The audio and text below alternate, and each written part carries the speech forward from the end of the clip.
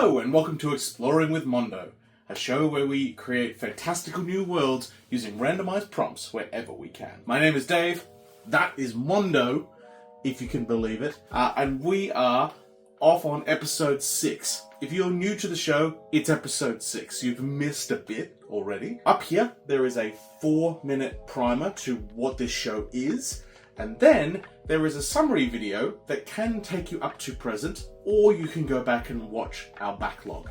For those who aren't new to the show, welcome back. We're kicking out of the summary video, and we are going directly to understanding that town of wolves, that island kind of nation or outpost out in the ocean that seems to have an interesting relationship with the world and the politics of our other nations. I will remind you where we are on our flowchart.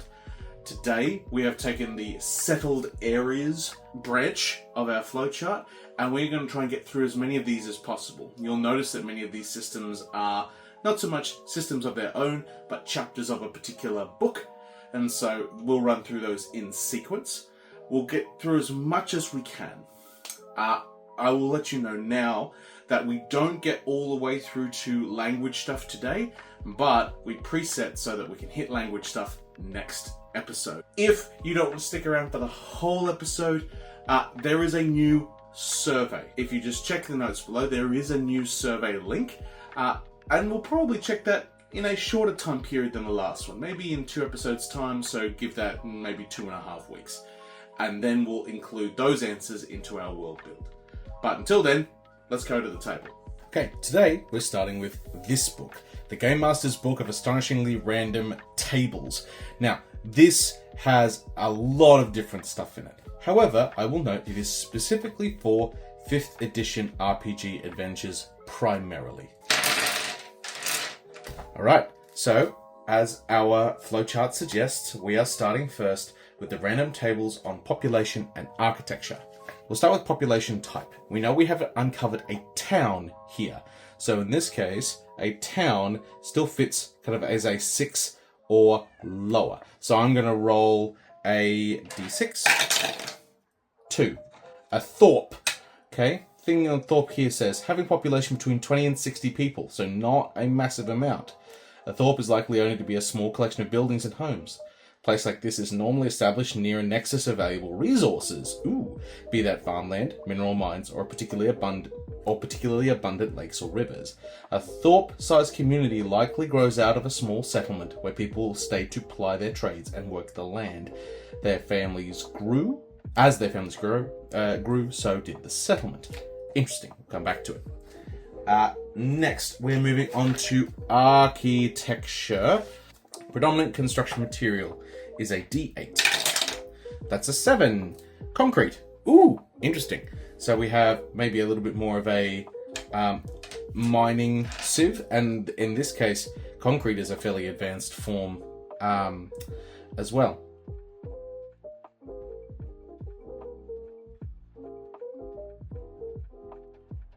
But we'll get there. Prominent roofing material is also a D8. 2, slate, tile, or stone slabs. Interesting. Okay, let's keep going. Residential construction style most citizens live in. 3, multi-story, multi-unit complexes. Okay, we'll keep going. City, the settlement is known for. 4, buildings adorned with intricate stone carvings and statuary. Okay, and there is architecture by region. So let's do some coastal with a D10. 2, heavy shutters for windows to protect from vicious storms. Okay, let's take a pause there. Whoa. Okay, so we have a fairly small community, but it is a fairly advanced sort of like housing environment. We have what effectively amounts to the beginnings of early skyscraper style things, potentially in the style of a castle, but we have maybe a great tower of some description, of of dwellings on this town of walls on this island. Maybe even potentially moving towards a lighthouse. I like maybe a singular great multi-story lighthouse being an area where the empire wants, or the state wants to expand. That's interesting to me. Okay, we also have that, they have the shutters to protect from the storms, but that we have a fairly intricate kind of stone tower, maybe reminiscing back to ideas of old, of like a wizard's tower, but in this case holding that entire Thorpe worth of people. Okay, next step, we're moving on to economy, laws, and beliefs. We're going to roll a d10 on the wealth and poverty table. The general breakdown of wealth. Alright, it's a d10, a 10. 1% aristocratic, 0% wealthy, 10% comfortable, 40% modest, 30% poor, 15% squalid, 4% wretched. So in this case, a solid towards that modest area, modest and poor making up the vast majority, and squalid. So this is more towards the poor end of things, still with a 1% aristocracy. And so in this case, we do have a sense of this island, people not being particularly well off. We will roll for the status of the city treasury as a 4, 25% full. The city's in the midst of economic hard times, which does track with the wealth and poverty over here. Let's hit up trade relations. D4. 3. Several tenuous and dangerous trade routes internationally. Intra-city trade at normal levels. Well, obviously across that deep, dark, dangerous ocean, and they are tenuous and dangerous trade routes. Resources. Now, we could just automatically go to minerals and ores given the metal in setting. I'm going to roll it. They are interesting enough. It's a 5. Grains and produce. Reroll. 2. Precious metals. Done. We're going to go with the precious metals. And we'll say that it is a source of the metal. There is a secondary roll table here, but we'll say it is of the metal. So we have, unfortunately, a situation where this place, this town of Wolves, is relatively poor, but they have metal here and tenuous trade routes, which might indicate how they are part or are a party to the treaty itself. Okay, let's keep moving on. Laws and their consequences. Okay, so we're going to go with strange and unique laws for a D20 table. It's a 10. People of the town refuse to get in the water after dark and scoff at those who do. Interesting. And that could be linked to the ocean in some way. Strange and unique laws, D20. 13. Art depicting animals of any kind is prohibited. Interesting. We'll come back to that. Strange and unique punishments. A 19. Affected by a spell that makes anything they consume taste like burning hair for D6 months. Okay, a lot of these I'm now noticing have a magical background. So, I'm going to spend our second reroll. 4. Transported to a solitary demi-plane where horrid music plays constantly. Okay, this is one of those rare times where I'm going to reject a prompt. It gives us a bit too much. What we are going to do is we're going to take this and we're going to demagicify it. So not a solitary demi-plane, but transported to some form of cell wherein they are psychologically tortured by horrible music. Okay, establishing beliefs. D20, local legends and myths. 14.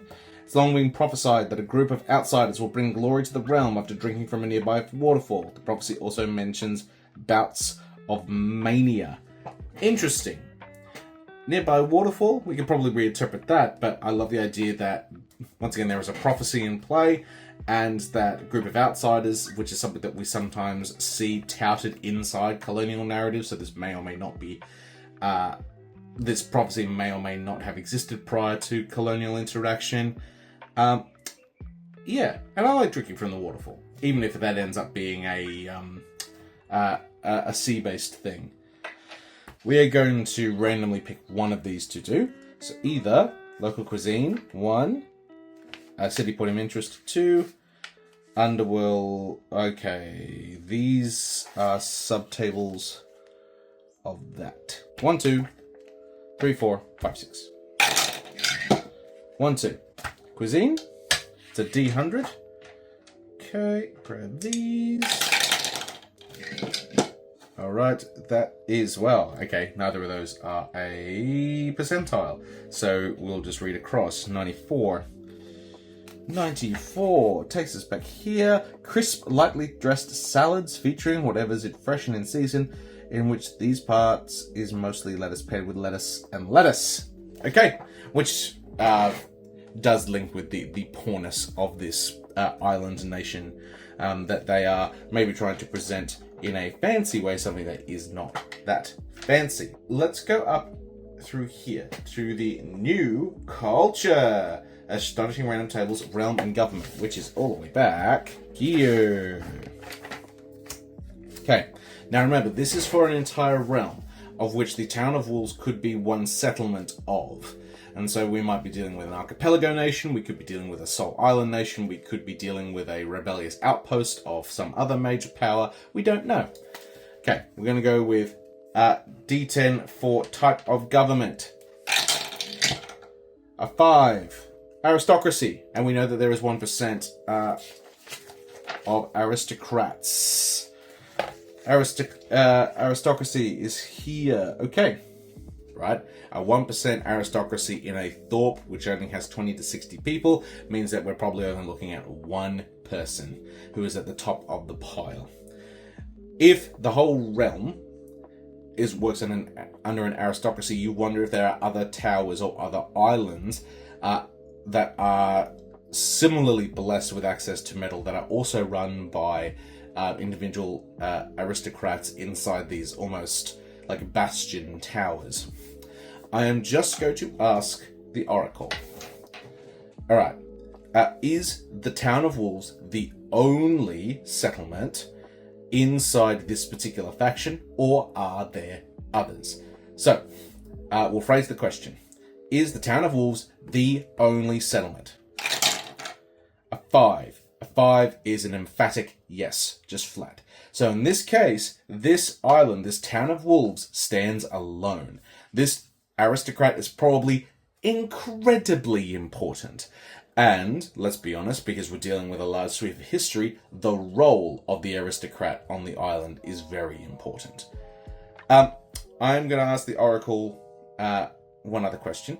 Has the political situation on this island been stable, or has it been kind of changing drastically? If it ends up being changing drastically, then this aristocrat is just going to be who's in charge at the end of our timeline. If it's been stable, the sense of one person ruling over this tower is going to have existed for quite a while. Okay, so I'm going to ask, is the political situation on the island stable? 5. Yes, once again. So, in this case, the position of one aristocrat ruling over that tower has been in place for a long while. Alright, fascinating. I also love the idea, as I'm now saying it, of the tower being some sort of fortified position. And so in this case, it means that powers coming to take the island are fighting an uphill battle.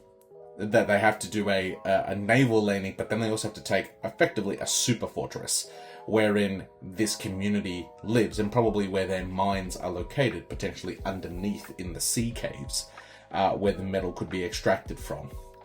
Fascinating. And of course that this aristocrat, if the metal has military applications, which we know it does, becomes some form of grand power broker in our world. Choice. We do, I think, know that the expansive that stars and celestial bodies are important to these people. So that's something that we need to contend with on top of what we already know. We also know that they value creativity, but that animals aren't allowed inside their artistic works. So potentially a different shift. So their their artistic work is all like heaven-bound, heaven-focused. Maybe there is a celestial focus to the island, or inside its kind of nationalistic mythology.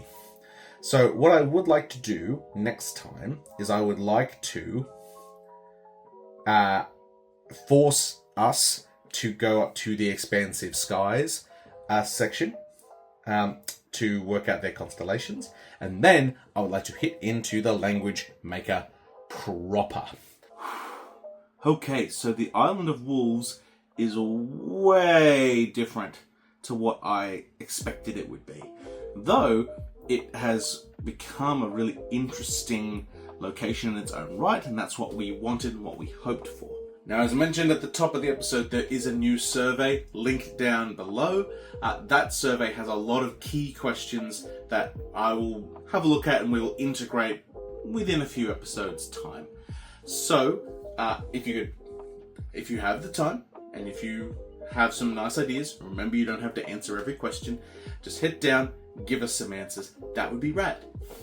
Next time on Exploring with Mondo, we are going to hit language generation, and if we have the time, we probably won't have the time, but if we have the time, we'll hit the constellation creation engine to understand how this culture has a fascination or a special veneration of celestial objects, which is something that we know from a few episodes prior. So at the very least, come next time for language stuff, which might get a little nerdy, which might get a little kind of feel a little different to others who've come to this point. We've normally focused on geography and anthropology up to this stage. We're going to dip our toes into linguistics, which is fascinating and also reflects history, geography, politics, and what have you, but is maybe a little bit more kind of finicky, a little bit bitsy. So I hope you like where we head next. And as mentioned previously, it's a system that I personally have created. So I'm hoping we don't find too many major issues while we're recording live. Thank you very much for coming, and I'll see you next time on Exploring with Mondo.